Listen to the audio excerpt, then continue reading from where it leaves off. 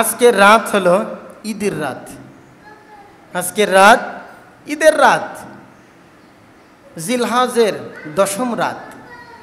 এই কথা বলে না, জিলহজের দশম রাত্রি অত্যন্ত দামি একটি রাত।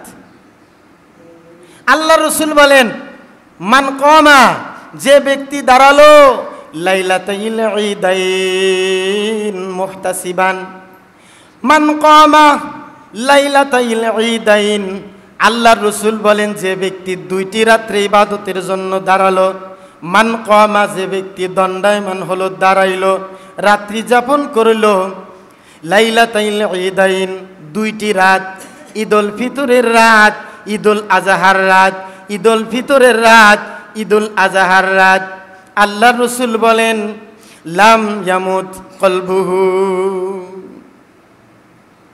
লাম ইয়ামুত কলবুহু, ওই বান্দার দিল, অন্তর, কলব জিন্দা থাকে, মরে না।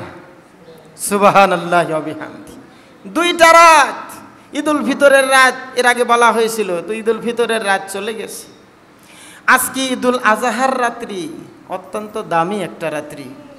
এই ঈদুল আজহার রাত্রি অত্যন্ত দামি একটি রাত্রি। এই দুইটি রাত, দুইটি ঈদের রাত।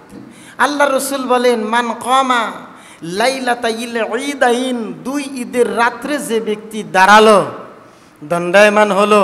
কি কারণে দণ্ডায়মান হলো? মুহতাসিবান, সোয়াবের নিয়তে, আল্লাহর উদ্দেশ্যে সোয়াবের নিয়তে দুইটি ঈদের রাত্রে যে বান্দা দাঁড়ালো, আল্লাহর ইবাদত করলো সোয়াবের নিয়তে। আল্লাহ রসুল বলেন লাম তামুত কলবুহু, তার দিল মরবে না।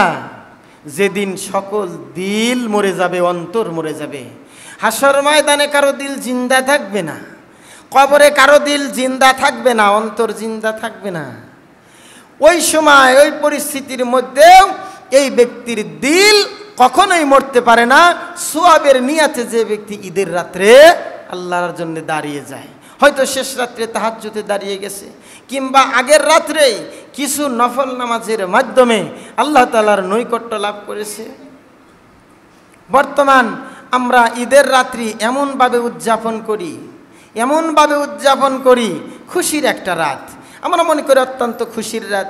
এই জন্যে বাড়িতে বাজার থেকে বক্স সেট ভাড়া করে আইনে 31st নাইটের মতো এমন অনুষ্ঠান করি, রাতভর এমন বাজনা বাজায় যে কানের পর্দা ফেটে যায়। রাত্রি একটা সওয়াবের রাত, সেই বছরের একটা রাত পালন করার জন্য ডেক সেট, বক্স সেট ভাড়া করে আইনে যুবকরা এই গুনার কাজ করবে, রাতভর গান বাজনা বাজাবে, আনন্দ করবে। এই আনন্দ ইসলাম সাপোর্ট করে না। এটা ইহুদি এবং খ্রিস্টানদের সেই 31st নাইট, সেই রাত্রির ন্যায় আমাদের অনুষ্ঠান হয়ে গেছে। এটা সম্পূর্ণ নাজায়েজ, হারাম।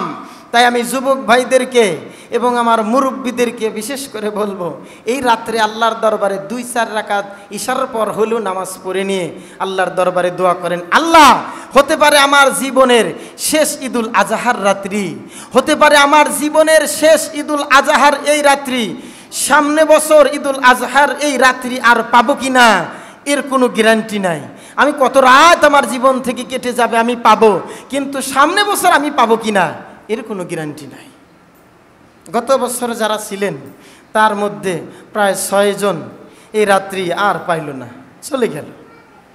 এই এলাকায় থেকে এই 5 মাসে 6 মাসে 7 জন, একজন বেগুনাগার মাসুম বাচ্চা সহ প্রায় 7 জন লোক, এই আরপাড়া গ্রামের 7 জন লোক কবরবাসী হয়ে গেছে। তারা এই ঈদুল আজহা আর পাইল না। আপনার এই 1 বছরের মধ্যে আর কত যে মারা যাবে কে জানে, এর মধ্যে আপনার লিস্ট আছে কিনা জানে কে। আবার সামনে বছরে ঈদুল আজহা আপনি পাবেন কিনা তার কোনো ঠিক ঠিকানা আছে নাই। অতএব এই রাতটিকে ইবাদত বন্দিগির মাধ্যমে আমরা অযথা সওয়াব নষ্ট না করে আমরা এই রাতটিকে আমলের দ্বারা কাটাবো। ইনশাআল্লাহ আমরা পারবো না? ইনশাআল্লাহ আমরা পারবো।